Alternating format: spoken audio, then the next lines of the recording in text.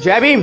देश में रहने वाली उन तमाम माता बहनों से एक बात करना चाहूंगा जो बाबा साहेब को गलत बोलते हैं, उन्हें गालियां बकते हैं, उल्टा सीधा बोलते हैं, तो मत बोलिए यार, क्योंकि उन्होंने आपको हक अधिकार दिलाने के लिए अपने कानून मंत्री जैसे पद से इस्तीफा दिया था, क्योंकि वो हिंदू कोड बिल लागू करना चाहते थे, वो हिंदू कोड बिल जिसमें आपको समान अधिकार थे, क्योंकि घरों में चौका बर्तन करने का अधिकार आपको था, लोगों के समान बैठकर अपनी बात रखने का अधिकार आपको नहीं था, शिक्षा का अधिकार आपको नहीं था, IAS, IPS, PCS, जज, डॉक्टर, बैरिस्टर बनने का अधिकार आपको नहीं था, वो बाबा साहेब ने दिलाया। तो आप गलत क्यों बोल रहे हैं? इतिहास पढ़िए, सब जान जाएंगे।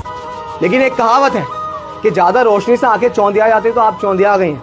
इतिहास पढ़िए, जब बकवास कीजिएगा। जय भीम के बहुजनों लौट कर घर वापस आ जाओ। बाबा साहेब ने जो किया उसे मत भुलाओ। बहुत दुख होता है इतने अत्याचार देखकर, कि बहुत दुख होता है इतने अत्याचार देखकर।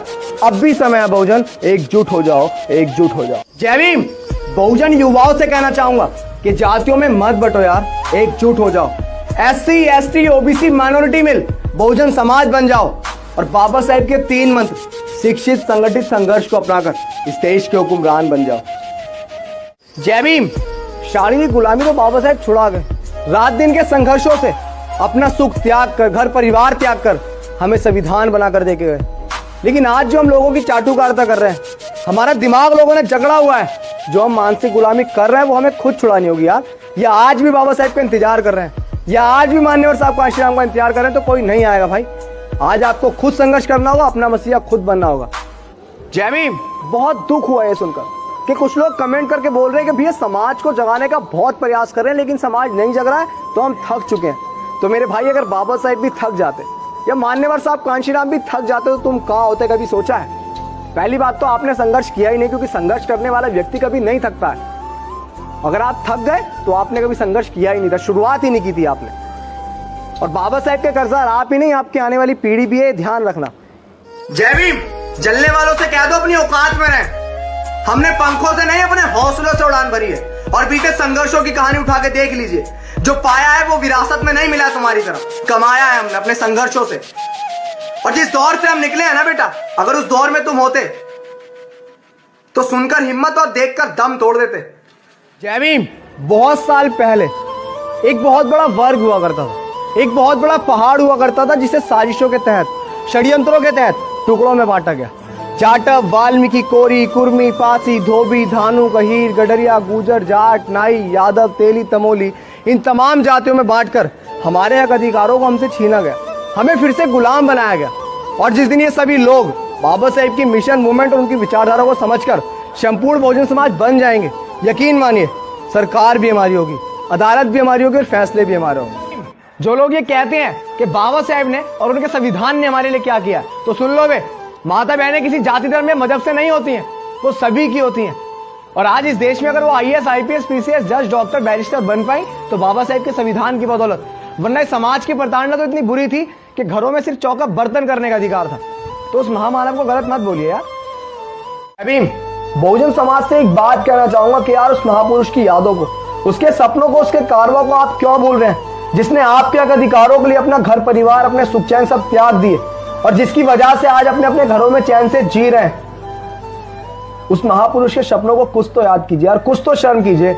आज इस मिशन को, इस मूवमेंट को आपकी जरूरत है उनका सपना पूरा करने के लिए। और जब तक आप इस देश की सत्ता को हासिल नहीं करते हैं, आपके अधिकार यूं ही लुटते रहेंगे, आपके अत्याचार बढ़ते रहेंगे, कम नहीं होंगे। बहुजन समाज बनिए और देश की सत्ता हासिल कीजिए, तभी बाबा साहेब का सपना पूरा होगा। जय भीम। के इतने उपकार हैं उसके, मैं उसका कर चुका नहीं सकता।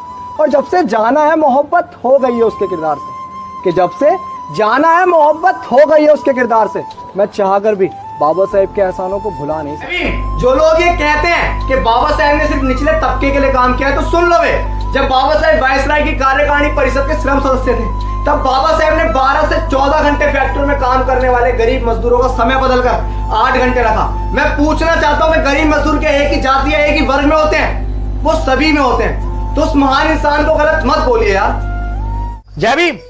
बाबा साहेब से पहले कौन था हमारा हमदर्द, बताओ मुझे। अपना जीवन, अपना घर परिवार, अपनी 4 औलादें त्याग दी हमें संवारने की जिद में। लेकिन आज भी अगर उनका सपना पूरा नहीं हुआ तो बेकार थी उनकी कुर्बानी। समय है, जाग जाइए, समझ जाइए। जय भीम। कुछ नहीं चाहिए बाबा साहेब, आपकी याद ही काफी है। आप दिल में बसे रहे, बस ये अरमान ही काफी है। कुछ और सपना नहीं है हमारा। कि कुछ और सपना नहीं है हमारा, आपका मिशन पूरा हो जाए, बस ये फरियाद ही काफी है। जय भीम। बाबा साहेब ने जो रास्ता दिखाया, जो मिशन दिखाया, बस उसी मिशन को आगे बढ़ा रहे हैं। और हम एहसान नहीं कर रहे हैं किसी पर, कि हम एहसान नहीं कर रहे हैं किसी पर इस मिशन पे चल के, बस बाबा साहेब ने जो कर्ज दिया उसका थोड़ा सा ब्याज चुका रहे हैं। जय भीम। जरूरी तो नहीं कि बाबा साहेब को ख्वाबों में ही देखा जाए, कि जरूरी तो नहीं कि बाबा साहेब को ख्वाबों में ही देखा जाए। बाबा साहेब को याद करना, उनके मिशन पे चलना, उनके संघर्षों को याद करना, मैं समझता हूं उनके दीदार से कम नहीं। लोग कहते हैं कि बावला हूं मैं, कि लोग कहते हैं कि बावला हूं मैं, उन्हें क्या पता कि बाबा साहेब का लाडला हूं मैं। जय भीम। कभी गले में हांडी हुआ करती थी, आज गले में टाई बनती है। कभी पूरे कपड़े नसीब भी नहीं होते थे, आज कोट पैंट में चलते हो। और किसी को आईपीएस डॉक्टर कप्तान बना दिया, कि किसी को आईपीएस डॉक्टर और कप्तान बना दिया। जी हाँ, वो बाबा साहेब ही थे जिन्होंने इस देश का संविधान लिखकर हम सबको महान बना दिया। तो बाबा साहेब के संघर्षों को हमेशा याद रखिएगा, भूलिएगा मत। जय भीम।